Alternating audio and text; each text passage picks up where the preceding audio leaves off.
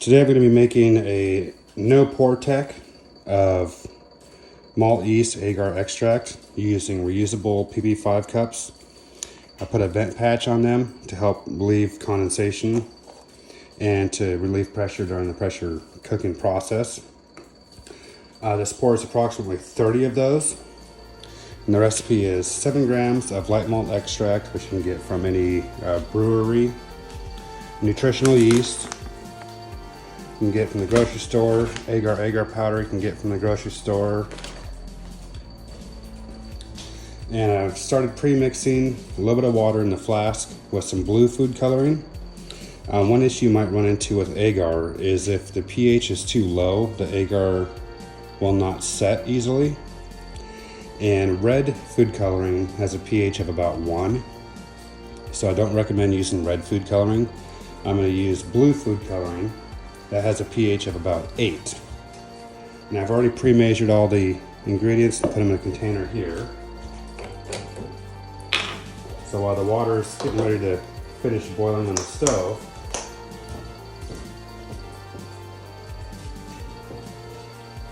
go ahead and get that mixed into here. Now if you don't have a stir plate,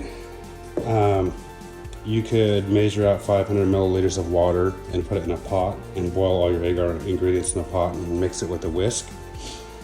But since I have the stir plate, that's what I'm going to use. And you want to make sure your water is boiling when you add it to your mixture. To make sure, you have to have it boiling in order for it to set properly.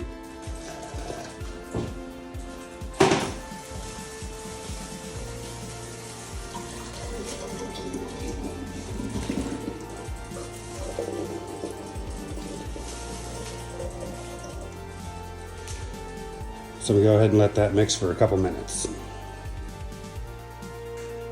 You could let the agar cool. I'm going to pour them hot with one of my gloves.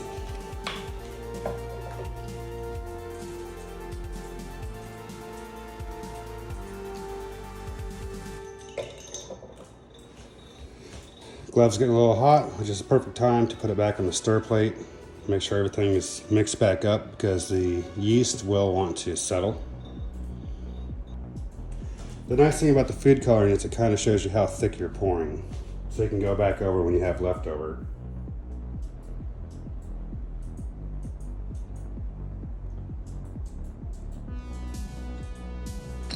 And if you have a stir plate, it's not a big deal. You can put a marble in the bottom of a jar and just stir it manually.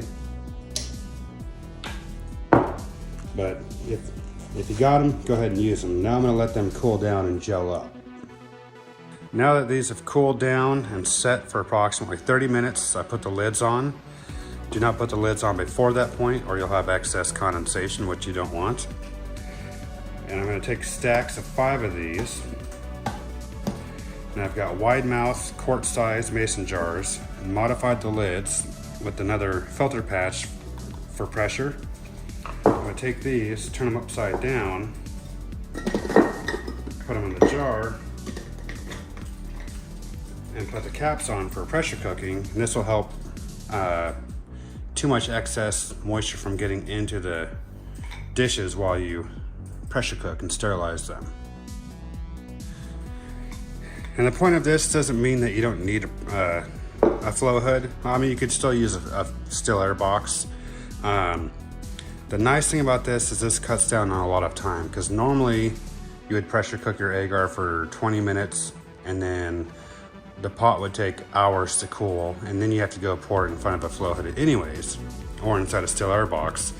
This cuts down quite a bit on amount of time, because once you're done pressure cooking these, you can turn them off and you're just done. You don't have anything else to do except for let them cool back down and gel again. The pressure cooker also,